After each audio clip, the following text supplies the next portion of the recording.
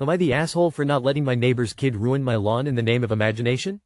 I live in a quiet suburban neighborhood with your standard backyard, some grass, a few old trees, a weathered shed. Nothing fancy, but I try to keep it tidy. I'm on polite but not close terms with most neighbors. We wave, sometimes chat about the weather, and that's about it. There's a family 2 doors down with a boy who's maybe 9 or 10. Lately, he's gone full pirate mode. I mean fully committed. Eye patch, cardboard sword, yelling, "Ye be cursed," at squirrels. Honestly, pretty wholesome. At first. Then I started noticing small holes in my yard. Just little ones near the fence. I assumed it was raccoons. But then the holes got bigger. One morning I went out and found the ground behind my shed completely torn up, with clumps of grass tossed around and a map pinned to the tree with a stick. Eventually I caught him out there mid-dig. I asked him what he was doing and he straight up said, "I'm hiding my treasure. No one must know. This is the perfect hiding spot." I told him calmly, "Hey, this is my yard. You can't dig here." He got a little huffy but ran off. I figured that was the end of it. Nope. Next day, there's a new hole. Bigger. A tin lunchbox half buried behind the shed. I dig it up and it's full of Pokemon cards, fake jewels, toy coins, and a few crumpled $5 bills. I bring it to his mom and explain what's going on. She immediately gets defensive. No apology. Just a heavy sigh and a, "Well, he's just using his imagination." I think it's sweet. I told her I didn't mind the creativity, just not in my yard. She rolled her eyes and said, "Can't you just let him have this? It's not like your grass is that nice anyway." That one actually stunned me. I said, as politely as possible, that I didn't want holes being dug on my property by someone else's kid. I handed over the box and left. That night, she sends a long text telling me I humiliated her son, crushed his imagination, and created an environment where children can't feel safe being children. She said he cried for over an hour and now thinks I'm the villain in his story. Her words. I didn't reply. I get it, he's a kid. I didn't yell, I didn't shame him, and I even gave the stuff back. But I'm not thrilled about my yard being turned into a sandbox and getting insulted for not being okay with it. So, am I the asshole for drawing a line and not entertaining a pirate storyline that involved my yard getting wrecked? Not the asshole. His mom needs to teach him to respect others' property. You don't get to do whatever the hell you want as a kid in the name of using your imagination. Maybe he should use his imagination to pretend that he buried his treasure in your yard while actually leaving it intact. I think that would be a more constructive use of it. His mom is on the hook for teaching her kid to channel his creative impulses into productive endeavors, not destructive ones. When he grows up unable to properly establish relationships, he'll realize that his problems stem from the fact that he was never taught to respect others. When that time comes, he'll see that his mom is the actual villain in his story. Not the asshole for a few reasons. Biggest one, it's your yard. My kiddo has dug small holes to give her Barbies mud baths. I have actually tripped in a hole while mowing the grass. Is mom willing to pay for any injuries that happen because of holes? Also, sounds like mom filled her son with a lot of bad ideas instead of supporting not digging on someone else's property. In reality, mom could have said you can't bury treasure near shark-infested waters or something. Not the asshole, of course. I and the other children I played with had the run of our neighborhood except for the yards that did not belong to the family of one of the children in the group. We exercised our imaginations daily. I don't say we didn't trespass occasionally, although I'm sure we never dug holes while trespassing. But if any mention of our presence where we shouldn't have been got back to our parents, they would have reprimanded us, not the neighbors. If we'd done any damage at all, we'd have gotten the blame and would never have offended in that way again. Children are entirely capable of imaginative play that is not on anyone else's property, and certainly not involving doing any damage.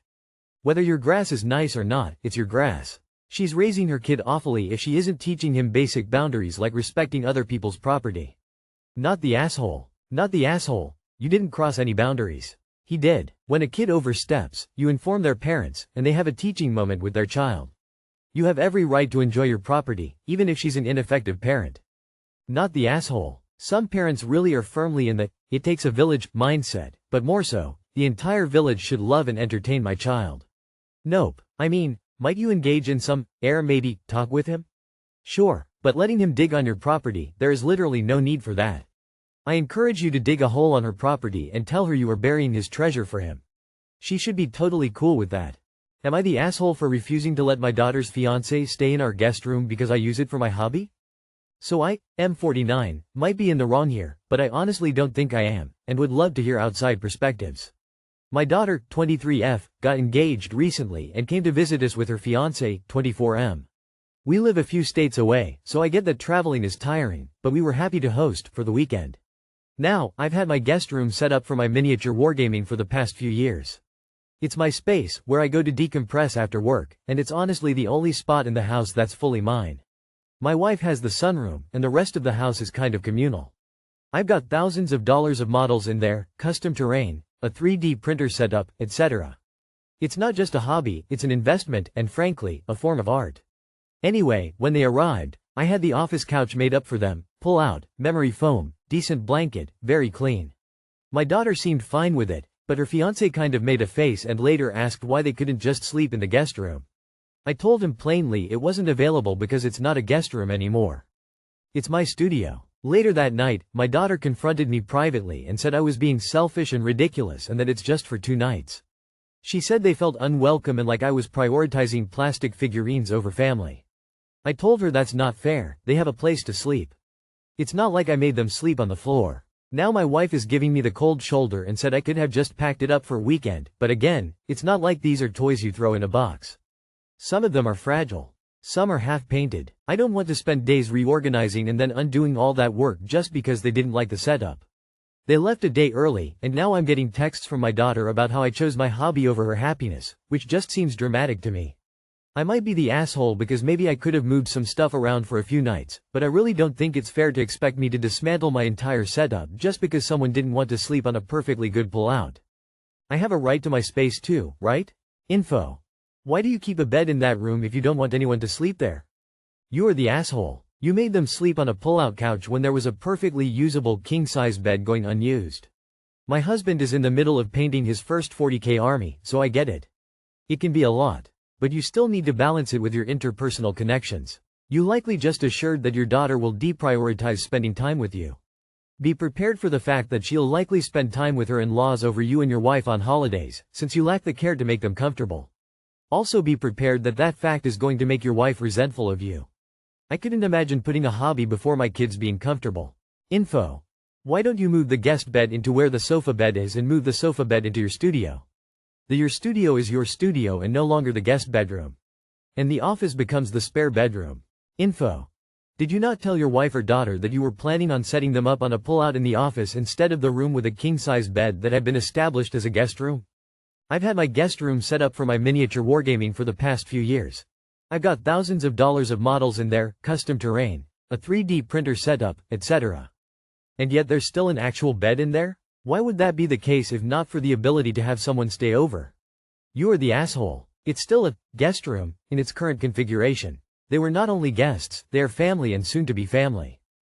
Your daughter thinks you chose your hobby over her comfort and, let's face it, there has never been a comfortable night's sleep on a pull-out couch in a common area that anyone can wander through.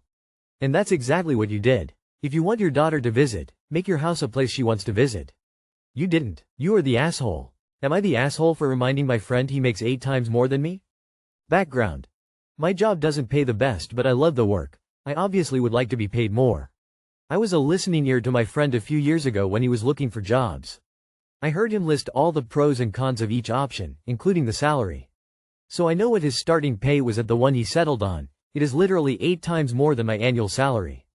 Our friendship is not influenced at all by our salary differences. We always split the spill, never pay for each other except birthdays, all of which has worked well. I even house sit, he has a cat, for him for free when he is away. Now that he has settled into his job, a job he will probably have till retirement, he has been complaining about it to me more and more. I listen but I can't say I completely sympathize, mainly because I know I would happily deal with those problems if I got paid like him. He definitely is aware of how little I get paid because he has tried to help me look for new jobs and I have commented on if the jobs paid more or less than my current salary. We do not work in the same fields. The incident. When we were hanging out, we discussed about wanting to go to this particular thing on a weekday, workday. I brought up how my job is pretty flexible and I can be available after a certain time. He says, "Wow, you are so lucky, I could never." Then we kept discussing this thing, and he kept reiterating how lucky I was and how it sucks he can't. I eventually got annoyed and said, "Dude, you literally make 8 times more than me. Would you say to an unemployed person you are so lucky to have free time?" After that things got awkward and he hasn't been messaging me. Am I the asshole for reminding him of that? Edit. By 8x I mean if I was making 30K a year, he is making 240K a year. Edit 2. My job isn't sunshine and butterflies. People who do exactly what I do have been actively trying to unionize. I just chose to look on the bright side, but there are lots of complaints about my job. Also, it is not as flexible as commenters are perceiving it is. The flexibility comes from my good relationship with the boss, which I had to work super hard to cultivate in the first few years, and coming in on the weekends to make up for the work. Edit 3. Although commenters are asking and assuming, I will not disclose the salary for many reasons. I want the emphasis to be on the disparity. 8 times is a lot. Most people aren't friends with people who make that many times more than them. If I'm on minimum wage, then he is comfortable, and if I'm comfortable, then he is a millionaire. Soft, you are the asshole because you are not unemployed. Just because he makes a lot of money does not mean he is happy. You are a little jealous of his salary and he is a little jealous of your happiness and free time. That is natural. He was calling you lucky and you acted extremely offended. Why not just say, yes, that is one of the perks of the job I love, rather than snap at him and compare yourself to someone unemployed? Your response said, you don't have any right to complain, you are loaded. And that is a salary difference influencing your friendship. Regardless of being the asshole or not, the lesson here is money isn't even in the top 5 things that make a job great. Of course everyone wants more money, but often the trade-off of time, flexibility and autonomy are far more important than maximizing earnings. Would you have the same response if you didn't know your friend's salary? I'm betting that while his salary may be cushy, his job is probably really demanding. You sound jealous of your friend. You are the asshole. Not the asshole. I make a lot more than one of my friends and I'm self-aware enough to realize that there would be certain types of job complaints he wouldn't appreciate. Well, flip the tables. What if you were talking about something you wished you could do and he won? Dismissed your feeling that way and 2. Mentioned your salary as why your feelings don't matter? I have a feeling you'd be annoyed twice. Why should he feel any different? His salary is none of your business and does not play into your friendship. His availability to hang out does play into your friendship. Seems like a, bummer. Wish you could be there too. Would have been a lot more appropriate than, quit your griping, nobody cares because you're rich. Not the asshole. I've had jobs with shit pay and long stretches of unemployment, and I've heard plenty of stupid comments like that, especially the free time type. Griping about your job is fair enough, but your friend was a bit self-involved with that comment. It happens, no big deal. The reality check was warranted, emo. Am I the asshole if I throw away someone's remains if no one in his family wants his ashes? Long story short, roommate and I shared an apartment from 2018-2022. She was separated from her husband when he died 2021. He was cremated, ashes were mailed to her. She kept him in a box in a closet in the laundry room. 2022 she bought an RV and moved to Brenham to be near her daughter and grandchildren. She asked me to hold on to the ashes and a few other things, pics, clothing. I agreed. She couldn't be near the ashes, they set her on edge and just rattled her. We had a falling out over money, more than $5,000. I haven't heard from her since September 2024. I know she has some serious health issues she is dealing with. I really don't want to talk to her, so my feelings aren't hurt. I reached out this his son Dom Jr., a real estate agent in February 2025 about his father's ashes on Messenger. He responded, but has made no effort to retrieve the ashes either. Did I mention she also basically walked from her youngest son that she left living in an RV in my backyard? What was supposed to be a short-term favor has turned into 3 years of her 40-something schizophrenic bipolar with audio hallucinations living on my 6 acres. I would give him the ashes, but I don't think he would handle it well at all and I don't know what kind of episode it could trigger. He took the death badly as his whole world as he knew it ended. He's never lived on his own and he is not doing a very good job at it. I threatened in February if no one made arrangements to come get these ashes I'm putting them in the dumpster. Am I the asshole if I do? Send the ashes via certified mail to someone in the family. Don't ask if they want them, just send them in a legally verifiable way. Make it their problem so you don't have to deal with disposing of them or more importantly someone at a later date getting mad that you disposed of them. Instead of extracting yourself from a weird situation, you're getting more involved with this crazy family with every decision you make. This isn't your responsibility. I would reach out to Dom Jr., say, listen, do you want these ashes or do you want me to spread them somewhere nice and send you a photo of the place? If he doesn't respond, you're fine to do whatever you want. As for the son living in your backyard, if there's such a thing as adult protective services where you live, I would call them. Not the asshole. You're not the asshole for wanting the ashes out of your house, but you would be if you dumped them in the bin. If you have 6 acres, is there somewhere you can bury the ashes on your property? And mark the place with a plant or a rock or a garden ornament of your choosing. I say bury, not spread, because then if anyone ever did want to claim them you can tell them where to dig. I assume they are currently in a container of some sort. I highly doubt anyone would come back for them after all this time, but this way you're covered if it does happen, and either way the ashes are out of your house. Good luck. How about you just cover the cost of mailing them to Junior? With the signature to show they received it? While it's not your responsibility, it would be the right thing to do and you can wash your hands of it, because clearly it is weighing on you or you wouldn't be posting about it. And if you just put him in the trash, then yeah, YWBTA. Don't throw them away. Since no one related seems to care, spread them someplace nice and legal, so your conscience is clear. Deny any further knowledge about the remains. If anyone tries to guilt you about, you can tell yourself it was a better resting place than a box in a laundry room. You are the asshole if you put the ashes of a human person in a dumpster. Seriously? You think that's okay? Sprinkle them in a park or a lake or sneak them into an old cemetery. Drop them off at a church and explain that you don't want them, but you've realized that only a monster throws a human being in a dumpster.